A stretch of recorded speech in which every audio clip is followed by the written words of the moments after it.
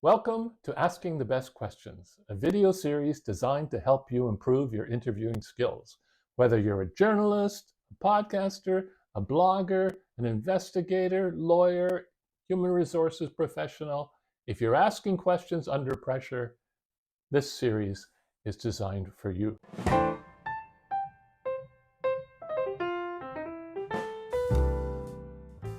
My name is Paul McLaughlin.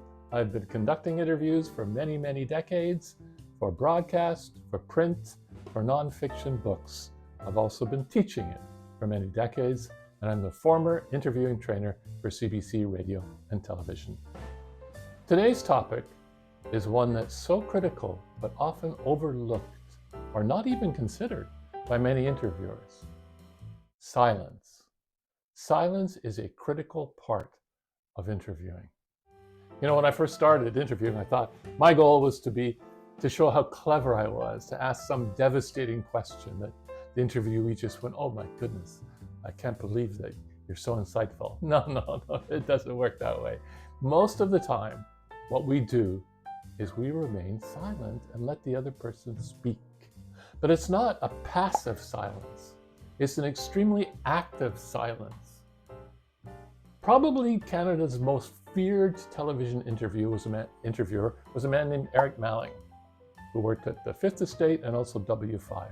And he famously said, "I earn my money talking to someone before the camera rolls, and I make my money keeping my mouth shut once the camera is on." A very wise observation by a very, very talented interviewer. So why would silence be of any value to an interviewer? Well, there's two main areas. One is when someone's on what we call message track. They've rehearsed their answer. We all do this. You know, you've been out far too late and you're coming home and you think you might be in trouble. You think, "Oh, what am I going to say?" Or you're going to a job interview and you anticipate what the questions are and how you're going to answer. I call it like a tier 1 level of answers that we've prepared. In an interview, many of the interviewees have been taught this in media training. So they give you a pat answer. Instead of challenging them, just say nothing. Look at them, smile, and nod. Now, do try this at home. There is this incredible compulsion in human nature that when you give an answer and the person says nothing, the compulsion is to keep talking. But what comes out is less practice, less rehearsed, perhaps more revealing. It's an extremely effective way to try to break down an answer that you think is prepared. How else can it help you? To me, it can help in an extremely valuable way when someone is telling you something deeply personal or a memory that they're trying to access. So the person starts talking and tells you something, and you realize right away, this is something I want to explore in greater detail. But don't jump in. So many of us jump in. Let the person stop, think, and access more of the memory and the emotion. People don't just disgorge everything in one sentence, in one answer. So it's critical that you just have the discipline to remain quiet. One of the great examples of this for me was I was hired by a woman who was a Holocaust survivor.